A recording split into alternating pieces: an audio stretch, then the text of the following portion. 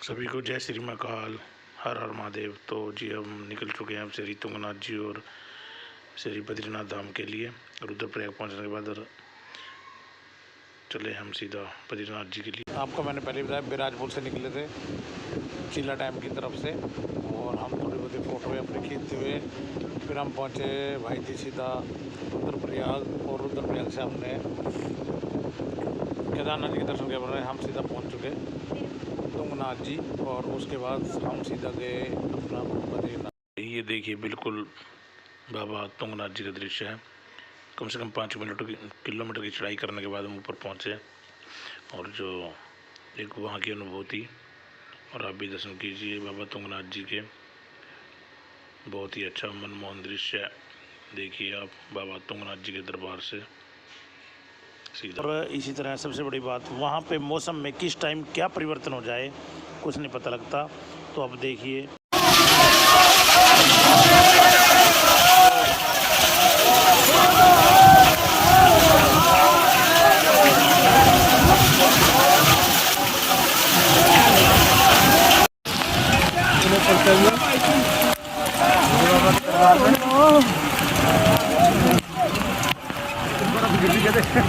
बर्फ भी है यार।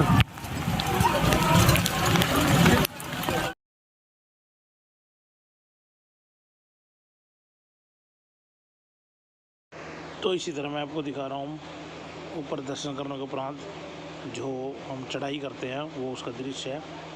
जाते टाइम तो मैंने नहीं बनाया, लेकिन मैं आपको दिखा रहा हूँ वापसी में आते टाइम। ये देखिए मौसम बड़ा सुहाना, सबसे मेन बात जो है। और ओलावृष्टि के बाद दर्शन जब हमने किए उसके उपरांत ये देखिए चारों तरफ का जो दृश्य लगा हुआ व्यू था ये वो इस तरह था। ये देखिए आपके सामने। और अपना हम ऐसे ही दर्शन करने के बाद उपरांत चलते, ओलावृष्टि वैसे ही चल रही थी जो स्नोफॉल थी, और लगभग शाम के 6:30 हो चुके थे। तो हमने बैटरी ये समझा हम आगे थोड़ा रास्ता तय करके चमोली में नाइट स्टे करके फिर आगे निकले।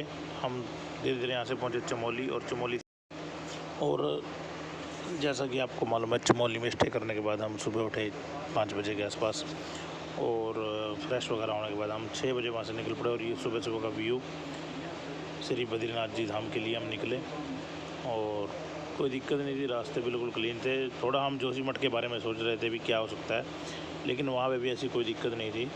हम आराम से निकले और धीरे धीरे आराम से बाबा जी के गुणगान करते हुए हम पहुँचे सीधा बद्रीनाथ जी, जो आपको दिखाते हैं। लेकिन ये रास्ते का व्यू, पहाड़ों के व्यू वाकई में ही देख के पता लगता है, अनुभूति होती है हाँ भगवान कहीं ना कहीं है, और हम आपको दिखा रहे हैं। ये देखिए जो पहाड़ों के दृश्य बहुत ही अच्छे, चाहे आप कोई सा मोबाइल भी क्यों ना हो, व्यू ऐसे आते हैं आपकी मेमोरी फ़ोन की जितनी भी है वो लगभग कंप्लीट हो जाएगी।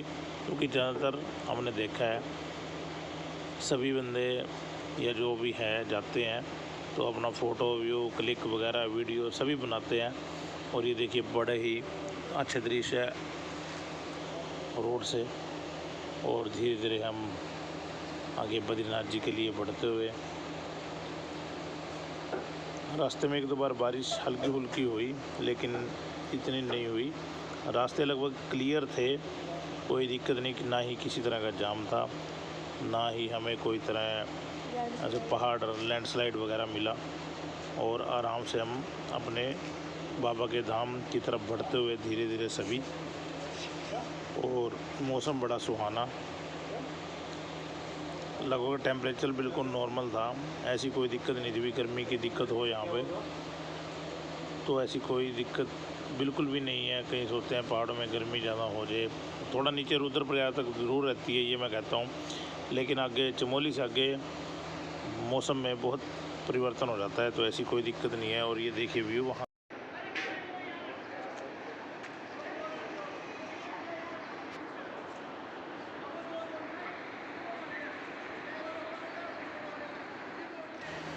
और इस व्यू के साथ ही हम पहुंच चुके हैं सीधा बाबा बद्रीनाथ जी के धाम। और हम जैसे ही वहाँ पहुँचते हैं, आपको पता है कैमरा, मोबाइल लगा लो चाहे कैमरा, भाई सबके हाथ में होता है। और सबसे पहले कैमरा पे या मोबाइल पे फ़ोटो क्लिक पे ही जाता है सबसे, और वही हमारा हाल था। और ये देखिए हमने फिर बाबा जी के नाम का माथे पे अभिषेक कराते हुए बद्रीनाथ धाम जी में। और लाइन बहुत लंबी लगी हुई थी, हम भी लाइन में अपनी बारी का इंतज़ार किया। हमने कोई शॉर्टकट नहीं लिया, कई बंदे शॉर्टकट ले जाते हैं लेकिन उसका कोई फ़ायदा नहीं भाई जी। जब भी आप आओ अपनी बारी लाइन में लगी अपना इंतज़ार करिए। जो सभी को अनुशासन में रहना चाहिए, क्योंकि सभी पब्लिक एक समान है भाई, सभी को दर्शन करने होते हैं। और धीरे धीरे हम पहुंच चुके बाबा जी के दरबार में हमने अपनी फ़ोटोएँ खींची, क्योंकि हमने इसलिए टाइम मिल गया क्योंकि उस टाइम जब लगभग 12 बजे के आसपास हम दरबार में पहुंचे तो बाबा जी के भोग के लिए कपाट बंद हो चुके थे। और वो लगभग, ये देखिए हम पहुंच चुके हैं बद्री विशाल जी, और ये भीड़, एक मिनट, भीड़, और हम पहुंच चुके हैं बद्री विशाल जी। हम मंदिर में दर्शन के लिए जाते हैं। बाहर अपना थोड़ी बहुत फ़ोटो खींचने के बाद स्नैप्स वगैरह हम लाइन में लगे थे तो अंदर पहुंचे।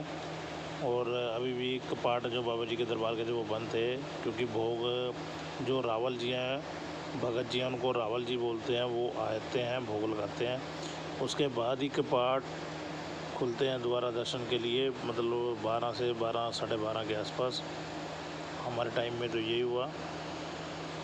और हम भी अपना फ़ोटो खींचने में वहाँ पे व्यस्त थे, और धीरे धीरे दर्शन करने के कपाट खुलते ही हमने दर्शन किए। उसके बाद देखा, ओम नमो नारायण।